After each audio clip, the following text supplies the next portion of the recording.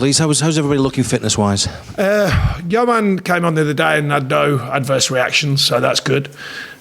Stephen, I doubt will make it for the weekend, and I doubt Robbie will either. Getting closer, but I think the game on Sunday might come too quick. In terms of the result on Boxing Day, fair to say that apart from the City defeat, your result caused so much shock and bewilderment, Burnley conceding 5 goals at home. Now you've assessed it and looked back at the DVD perhaps, and on reflection, were you equally shocked and bewildered by that result? Well, you're always shocked if you have a lot go past you. Pretty unlikely circumstances to concede the goals that we conceded the first 3. Because it's unlikely that you concede from a corner, a free kick, and get a penalty, which I thought was a very soft one for a team that can't get one, particularly. So that's unlikely statistically that you concede them 3 goals so early in a game. But it still doesn't hide the fact that you did concede them. And we know that. And we have to take responsibility for that. Simple as that. We defended so well last season. And clearly this season, at certain moments in the season, we haven't done. So that has to be addressed. And it has been addressed. And it is an ongoing thing. The stats, 39 goals conceded in the whole of last season, 41 already this season. How does that happen?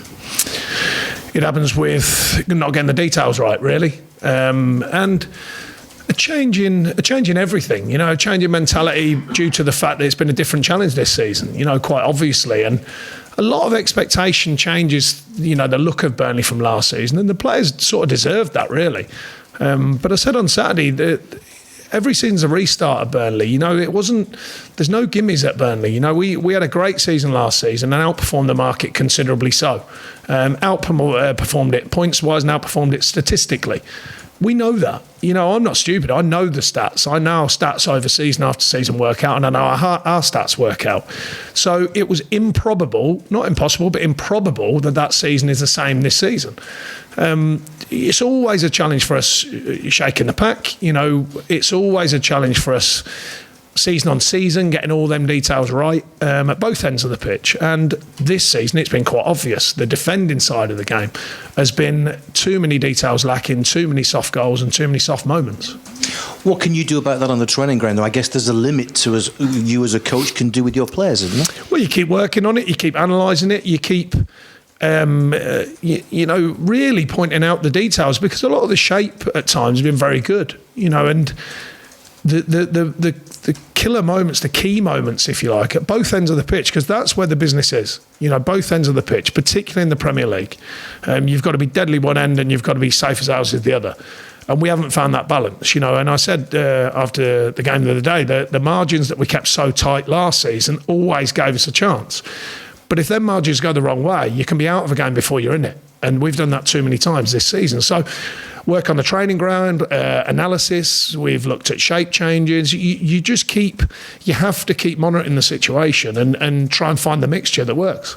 You've got to find that balance pretty quickly now, though, haven't you? Because I think you yourself have said the next 4 games are pretty important, to say the least. Well, I think all games are important, but I think, it's fair to say there's certain markers. It's a different story going to some clubs than it is to others. We all know that, home and away. And I think there's a group of teams that we have to challenge ourselves against. And we're playing some of them in the next 4 games. Also beyond that, but there is a clutch of games. It's actually over about the next 8. I think we've got one of the big guys in there, big teams in there, and the rest are teams that we'd like to think we should be competing against.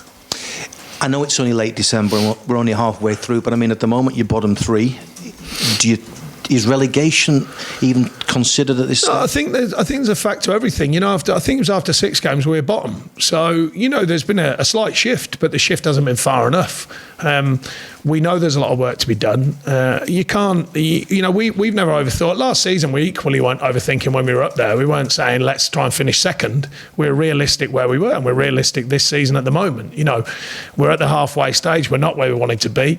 I don't think we're miles away. I think we're probably, even on performances, currently this season, not from what we were pre-planning, but even on performances this season, a couple have got away from us that shouldn't have done. And there's a couple we should have probably got something from, and we didn't. But even that, it only accounts for probably 4 or 5 points, albeit them 4 or 5 points would be welcome. So we've got to shift the details. We've got to shift the performance levels, although I think they've been generally better lately. And we've got to stay strong, really, to our beliefs and keep delivering on that. And I think that's another key thing, to remind ourselves of the realities, remind ourselves of our identity, but also remind ourselves of the positive side of what we can do and how we can do it. Because when we play how we play and we do make it awkward for teams whilst being a threat, then we've shown we can get results, and I think that's important to remember. You shuffle personnel, you shuffle formation. Is that an ongoing thing as well? Just trying to find the right blend. Yeah, I think it's often the case. We've had to do that more so this season. That started early season due to the Europa competition. And that is probably more fresh and more new for us to do that, but I felt it was necessary because of the games programme so early. But that does take some adapting to. Now it's a different kind of shuffling. We're shuffling to try and get that mixture, that blend that can be successful. And I think that's an ongoing thing until people settle into the slots. They find a way that is the way that the team works to be effective. And we've kind of got close to having the full side, or the full squad, available. And every time we get there, we've had injuries. And I don't think that's helpful. It's not an excuse. I just don't think it's helpful, because some of the changes we've had to make, rather than we've made them because we think it's important, and we've just had to make certain changes. And I think that can be difficult. We've had situations where we've had no wide men available. We've had situations where centre-halves have been down with hernias at 1.2 centre-halves. There's been a lot of challenges. And I think our job is still to navigate our way through that and still find wins. And I think we've attempted to do that, but we know that the second half of the season is quite obviously very, very important. Joe's ironically probably been your best player in goal, but having conceded 41, do you look at that and think maybe is it time to give Tom a game? I think it's never in doubt that we look at every player on the pitch. There's very few players this season have laid down such a strong marker where they're almost, written on a team sheet every week before it's even considered. There's very few of that this season. Last season, I thought we had a lot of that. And that's the complexities, when the team's up and down, results are up and down. So it's certainly not about one position, it's about all positions. And in terms of January, it's nearly here. I mean, have you and the chairman had discussions? Maybe is there an added urgency in view of the league position to go out and spend? It's irrelevant. Urgency is irrelevant. The market is what it is.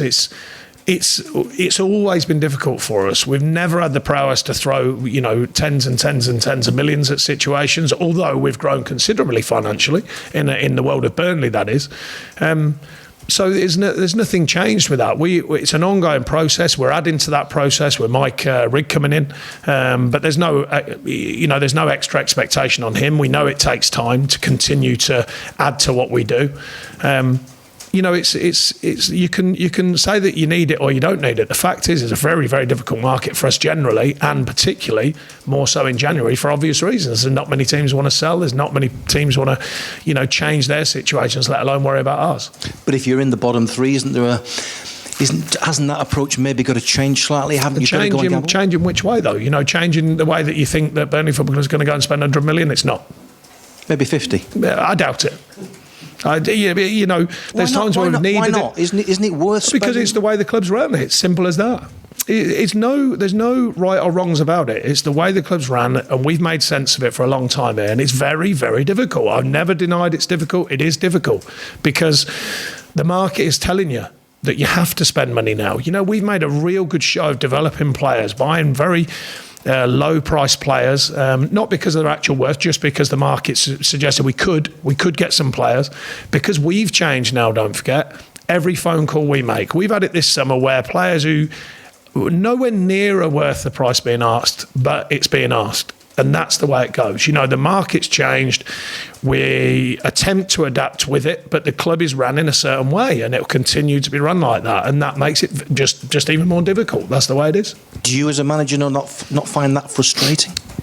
Well, I've managed it for 6 years, and I've always known it. So I've never cried about it before. I'm not intending on crying about it now.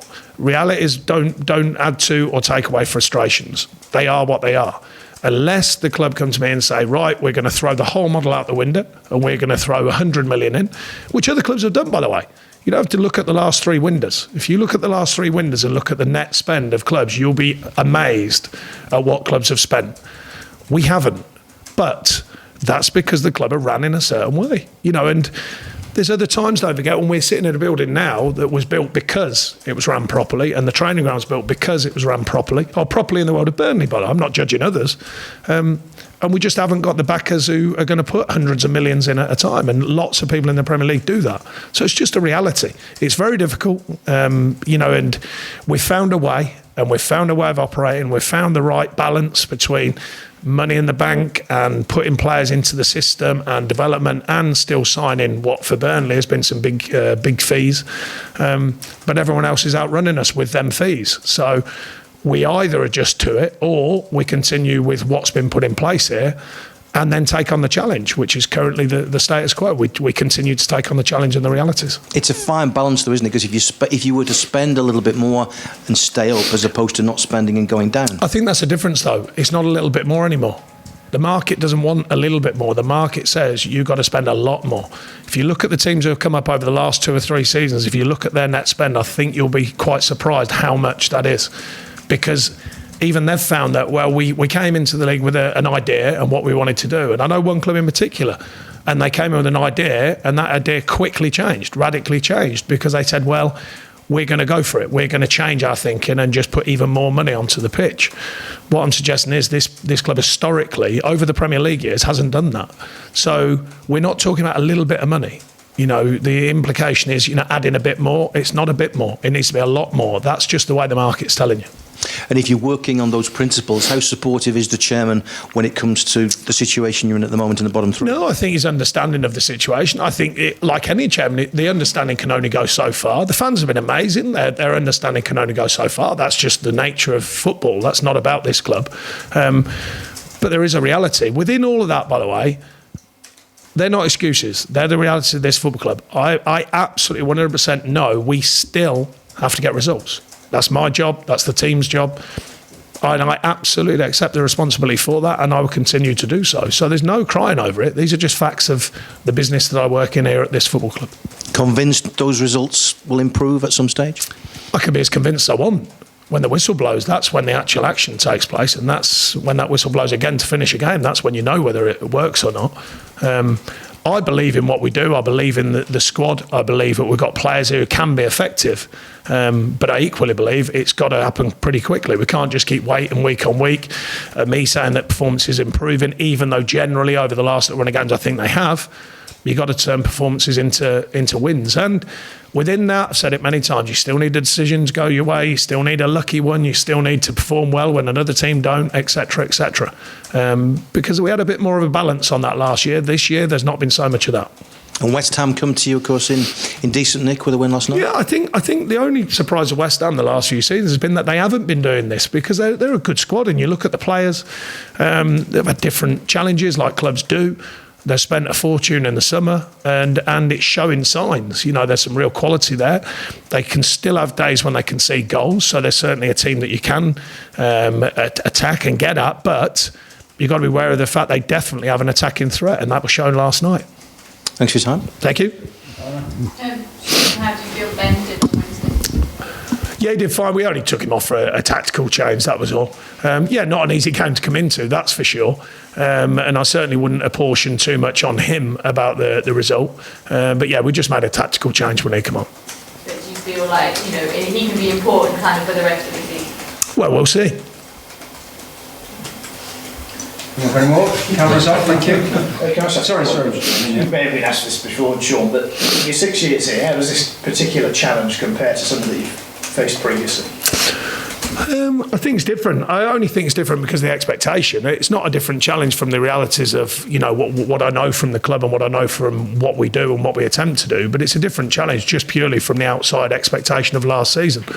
We've been down this road before. Where it is a tough situation, but we've come through it. So the job is to use that experience, make sense of what we know about the players, and come through it. Good. Thank you.